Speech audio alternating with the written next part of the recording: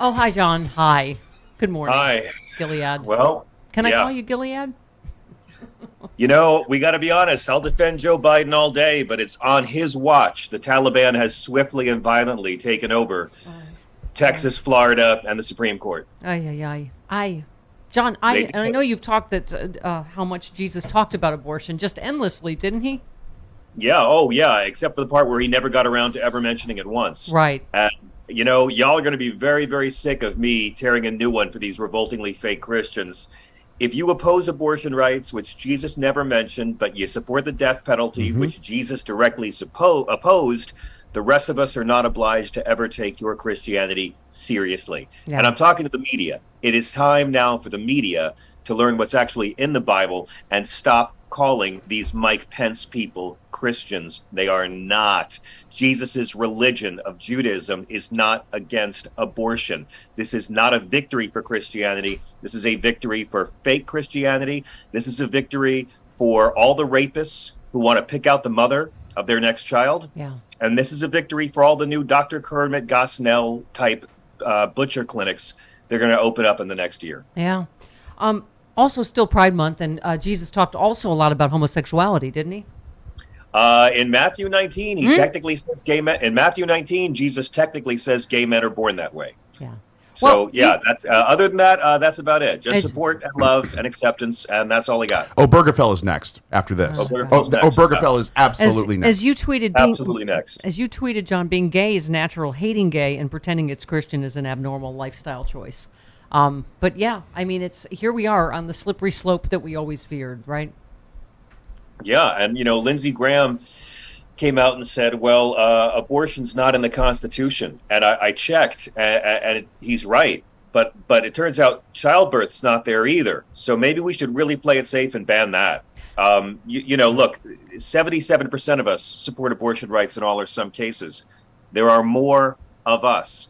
And if these incredible hearings about the corruption in this last White House, and if Joe Biden forgiving half the student loan debt in the country this fall doesn't get people off the couch, well, then that's just the country that we've chosen to be in. Yeah. But we're still going to fight for decency, for women, minorities, for children, for immigrants, for healthcare, and for education. Yeah. And you had a great thought about the hearings this week. You just said, I just realized I didn't attempt treason or help enable treason all week. I'm ready for the media to call me a hero. I mean, Thank you. Never have we praised so many people that were so late, right? As someone said yesterday, I think, right? I mean, where were you during the impeachment? Where were you when this was happening? Oh, like Bill Barr saying that he could tell the president had taken leave of his senses. I'm like, really? When he said inject disinfectant, some of us got that impression, Bill. These people are like they're watching the first 3 Star Wars movies, and with 10 minutes left in Return of the Jedi, they figure out Darth Vader's the villain. I mean, and by the way, the same one we were all, who was it the other day? Rusty Bowers, the Ed Harris looking guy, who, the sacredness of his oath to the people of Arizona that he would not do these lies. And then he turns around the next day and told AP he would vote for Trump if Trump was the party nominee in 2024. Extraordinary. It's safe to say that because they all know Trump will never be president again. Well, so all they've got to do is hang on to the Trump supporters as they cut Trump loose. Dr. Oz removed all mention of Trump from his social media and his website this week. By the way, what is this you handed me, Travis? Focus group of Trump voters find none of them want him to run again for the first time ever. Yeah. I mean, you said I'd love to see Trump run for POTUS in 2024 because he's the only man alive with a shot at losing the U.S. popular vote for the 3rd time. Sadly, the fact that his bribe hole hotel in D.C. indicates any talk of a run is just the grift that keeps on giving. Yeah. I'm sorry. I still have hope that he will be imprisoned or indicted by you then. Know what? I don't care about that. He's going to be shoveling money to attorneys the rest of his life. You don't care? I do care. I think justice cares. Democracy cares. The only hope I have for Trump is that his vanity will help him destroy Ron DeSantis, because that's it. I'm a lot more scared of Ron DeSantis than I am of Donald Trump. Me too. Michael By the way, Having said that, if Ron DeSantis becomes president, that doughy mediocrity, he'll leave office as loathed as George W. Bush was. These guys have nothing to offer the white people they grift on. They have nothing. They'll tell them who to fear. They'll get in office. They'll do nothing, and the economy crashes again. Michael Beschloss tweeted, John Eastman and Jeffrey Clark are symbols of how Trump so frequently granted access and power to minor peripheral figures qualified only by their eagerness to abet him in his deceptions and conspiracies. I mean, any crackpot that said anything, he put the full weight of the United States Justice Department, you name it, Pentagon, behind investigating. It really is extraordinary every day we hear in these hearings, isn't it? Yeah. Yeah, I mean, they're fascinating, and I think they're very important. Even if nothing comes of them, it's very important. I think a lot will come of it. I think Merrick Garland does have an investigation. I think the grand jury may already be impaneled and we don't know about it. But I mean, I think it's important for the same reason that the impeachments were important, that we have to show history that a lot of us stood up and said, this is wrong. We can't let history books think that we just let this happen and didn't fight back. It's bad enough kids in the future in history books are going to think Mike Pence was some great, strong leader. Oh, my God. That's hard. That's the real. That's what I keep saying. Like, well, you said he's no hero. He didn't want to didn't want to go to prison. He said he did the right thing because like he would be breaking the law. I mean, that's the other extraordinary the lowest bar thing. in the world. Right. And the only reason Trump didn't do all the even more illegal things is because they were illegal. He could give two about that. Right. It's because they wouldn't work.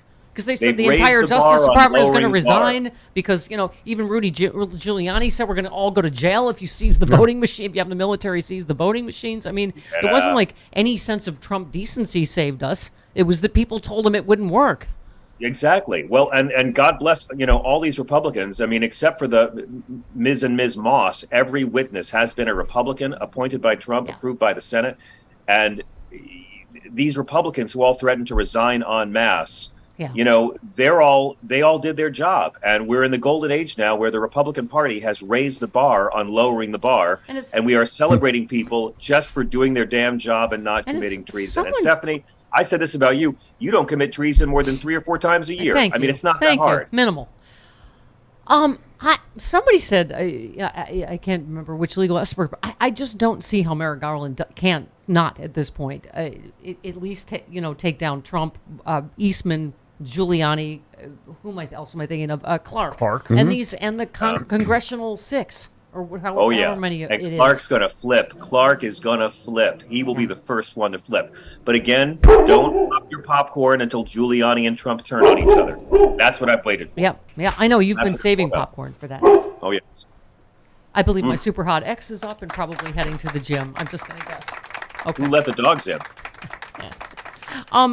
Cheney, Liz Cheney yesterday said, as you can tell, these efforts were not some minor or ad hoc enterprise concocted overnight. Each required planning and coordination. Some required significant funding. All of them were overseen by President Trump.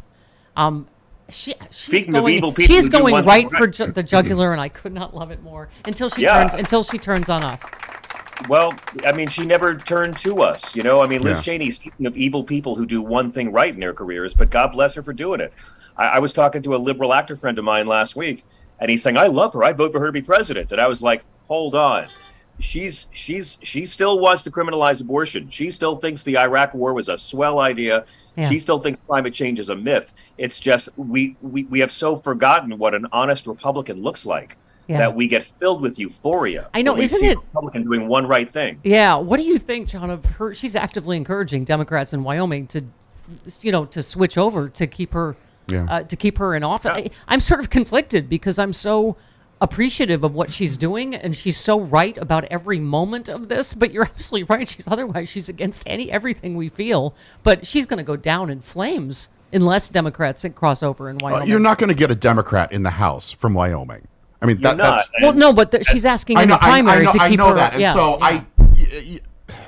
because whoever replaces her is going to vote exactly the same way on policies that affect the middle class as she votes. Right. Whoever replaces Liz Cheney will vote exactly to harm the environment, to choose cops over the accused, to choose management over labor, to choose pollution over clean earth. I mean, there'll be no difference in whoever replaces her. Except at least she's a patriot, so maybe we should. That's why I'm asking your advice on what we should do. She's urging Wyoming Democrats to register as Republicans to save her from defeat. I'm more creeped out by Mitch McConnell urging Republican donors to give the max dimension in cinema. Yeah. They're giving her like a 10% chance right now. She's unpopular with 72% of voters in the state. If I were a Democrat in Wyoming, I would probably switch to vote for her. Yeah. Well, I mean, at So least would I. to keep someone that believes in democracy Yeah, in there, yeah. right? Yeah. Yeah. And the important thing is, no matter how much good Liz Cheney does, it's not going to keep her dad out of hell. So let's all remember that and sing a happy song. There is that. And speaking of happy, sexyliberal.com, get those tickets. Chicago Sexy Liberal just went on sale yesterday, going fast. Yep. And October 22nd, the big finale here in Los Angeles.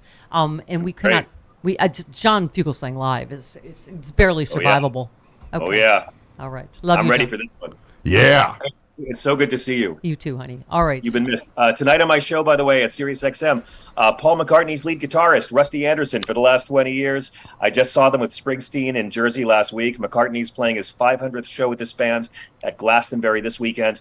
And it's a really great inside look at what it's like to tour with the greatest singer-songwriter alive. Wow. So cool. Wow. He was in a band before Wings, right?